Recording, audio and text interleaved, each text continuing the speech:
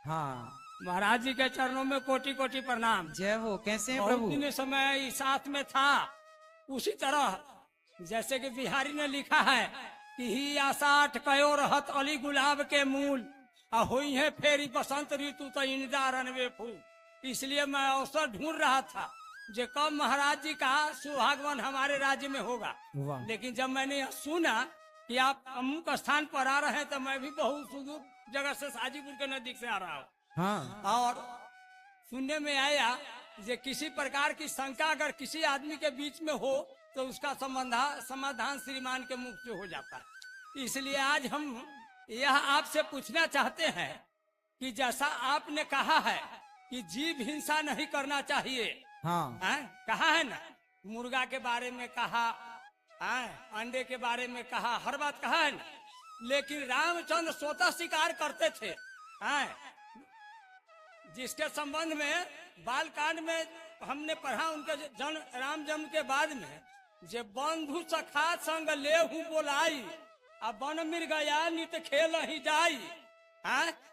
तो वन में खेलने जाया करते थे। वन मृगया नित खेल ही जाई, पावन मृग मां रही जिए जानी, नित प्रति निपही देखा वही आनी।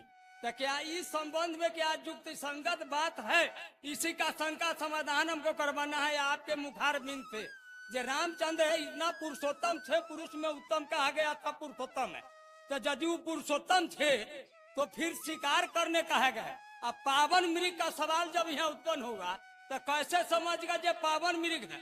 मैं अगर पावन हूँ और आपके मारने से यदि मैं स्वर्ग में चला जाऊं, स्वर्ग में चला जाऊं तो क्या मुझको कष्ट नहीं होगा? अब उत्तर दे दें? अब उत्तर तो दे दें? राम ने ऐसा यदि किया तो क्यों ला करके अपने पिताजी को दिखाया करते थे? जे अब उत्तर दे दें? प्रश्न पूरा हो गया, उत्तर दे दें? इसका समाधान हमको कर दें? चलो वीडियो में बने रहें दोस्तों। दरअसल ये बूढ़े बाबा का सवाल है, यदि किसी जीव को मार कर खाना पाप है, जानवरों का हत्या करना भी पाप है, तो हमारे श्री राम भगवान जी जो थे वे जंगलों में जाकर तीर धनुष लेकर हमेशा जानवरों का शिकार क्यों करते थे? क्या जानवरों का शिकार करना पाप नहीं होता? क्या उनमें जीव नहीं होती? सिर्फ जीव को मारकर खाना ही पाप है? दोस्तों, इस बूढ़े बाबा की सवालों पर गुरुजी क्या जवाब देते हैं, आइए वीडियो में आगे देखते हैं। इनका प्रश्न ये है कि भगवान राम भी तो मृग को मारते थे, है ना? तो मृग भगवान राम मारते थे तो हम लोग क्यों ना मारें? रुकिए सुनिए, बहुत बात है, सीखिएगा। बेटा बैठ जाओ, सब बैठ जाओ। देखो ऐसा है, दादाजी समझिएगा, दादाजी समझिएगा, समझो समझो।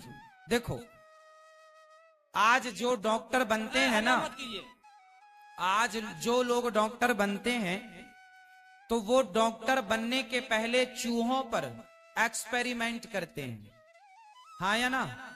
चूहे को इंजेक्शन लगाते, उसका पहले फाड़ते हैं, उसे ऑपरेशन करते हैं। इंसानों का इलाज करने के पहले डॉक्टरों को बंदर का और चूहे को इन पर एक्सपेरिमेंट कराया जाता है कि आपको सही आया कि नहीं। उसी प्रकार पहले के जमाने में जो राजा हुआ करते थे, राजा, उन राजाओं के राजकुमारों से कहा जाता था जाओ जंगल में जाकर हिरण का शिकार करके लाओ ताकि देख लिया जाए कि तुम्हारा निशाना कितना पक्का है, और शेर का शिकार करके लाओ ताकि देख लिया जाए कि तुम बहादुर कितने हो, ताकि प्रजा की रक्षा कर सको। ये बातें सिर्फ राजकुमारों के लिए थी, आम जनमानस के लिए नहीं। मैं चूहा मारूं तो पाप लगेगा, आप चूहा मारे पाप लगेगा, पर डॉक्टर चूहा को एक्सपेरिमेंट करते समय चूहा मर जाता है, वो उनकी पढ़ाई का हिस्सा है, समझ रहे हैं? वो उनकी शिक्षा का हिस्सा है। उसी तरह उस जमाने में हिरण का और शेर का शिकार करने के लिए राजा इसलिए भेजता था कि शेर का शिकार करके आएगा तो प्रजा निडर हो जाएगी कि जो शेर का शिकार कर सकता है वो अपनी प्रजा की रक्षा कर सकता है। तो एक राजा को इस प्रकार के एक्सपेरिमेंट से गुजरना पड़ता था।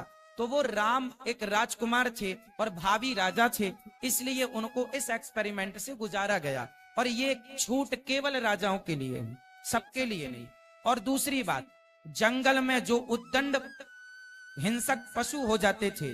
जैसे गांव में कोई बैल ऐसा होता है जो सारे को मारता है, तो ऐसे जो जंगल में उद्दंड कोटि के जो प्राणी हो जाते थे उनका शिकार किया जाता था, हर जीव जंतु का नहीं। ठीक है, इसलिए राम जी एक राजकुमार थे, भावी राजा थे, इसलिए राजाओं के लिए ये अधिकार था जैसे डॉक्टरों के लिए चूहे को मारने का अधिकार है, बस ये अधिकार था। ठीक है।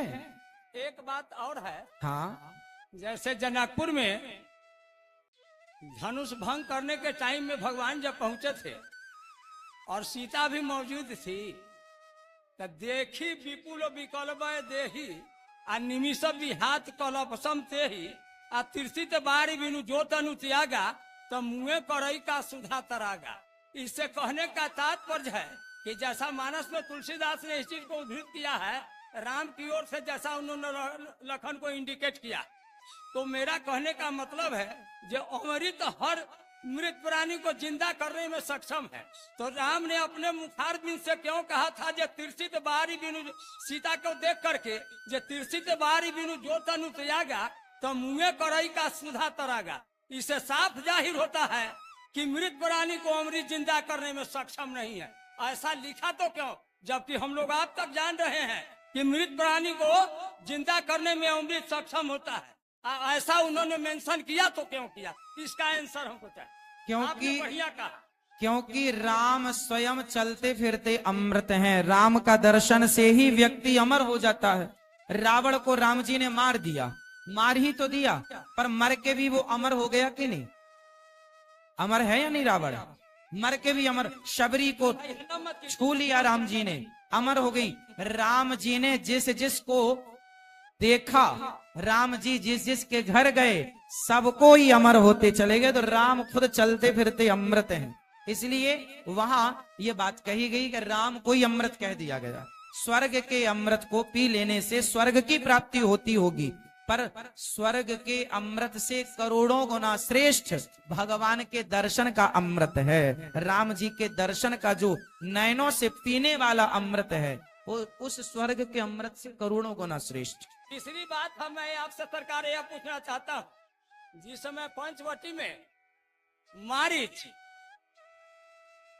सोना का मृग बन करके आया हुआ था, हाँ, इसमें दो मत की बात नहीं है, लेकिन इतना बड़ा पुरुषोत्तम व्यक्ति होते हुए पत्नी के बाद से बाध्य होकर के उन्होंने सोने का मृग का शिकार क्यों किया? जैसे आपकी पत्नी हो, आपकी बहू हो, हमारी पत्नी, हमारी बेटी हो, अगर लाख रुपये का आभूषण पहन करके कहीं अगर बाहर निकलता हो, तो हमें यदि उसके आभूषण के प्रति लालच नहीं हो, तो मैं उसके प्रति क्यों जो है कि न से अपने को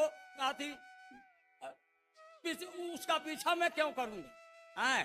तो राम अपने पत्नी के वाणी से उद्यत होकर के जो ऐसा किया, वो सोने का मृग बन करके जा रहा था। सही है, चौथी दलील भी लोग करते हैं जो ऐसा होना था, गलत बात है।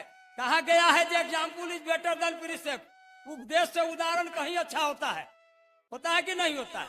तो यदि वो सोने का मृग हुआ तो क्या उनके लिए युक्ति संगत बात थी कि अपनी पत्नी के बात से बाध्य होकर के उस मृग का शिकार करना? इस पर अपना विचारधारा हमको प्रकट कीजिए। अच्छा ये बताइए, यहाँ देखिए, यहाँ ये बताइए कि जो सीता, सुनिए ध्यान से इनके सवाल का उत्तर सुनो।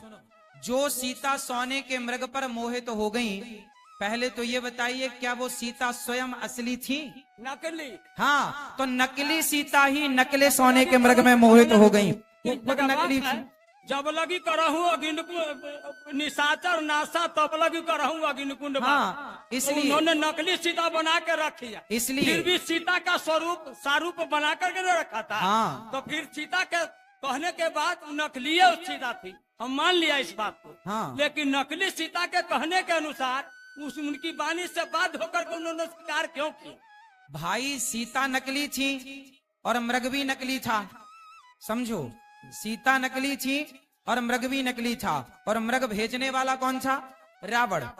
रावण राम जी की परीक्षा लेना, रावण ने कह दिया था, रावण समझ गया था कि खर दूषण सम मोहि बलवंता तिन्हि को मारे बिनु भगवंता। ये खर दूषण को मारने वाला कोई इंसान नहीं हो सकता। रावण को संदेह हो गया कि ये राम भगवान है, तो रावण को लगा कि चलो परीक्षा ले लेते हैं, यदि राम भगवान होंगे तो वो मैं पहचान लूंगा।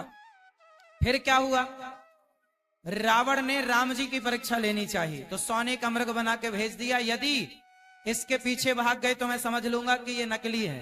तो राम जी बोले कि रावण परीक्षा ले रहा है तो उसकी परीक्षा में फेल हो जाते हैं। तो राम जी रावण की परीक्षा में फेल हो गए, क्योंकि आगे की लीला करनी थी।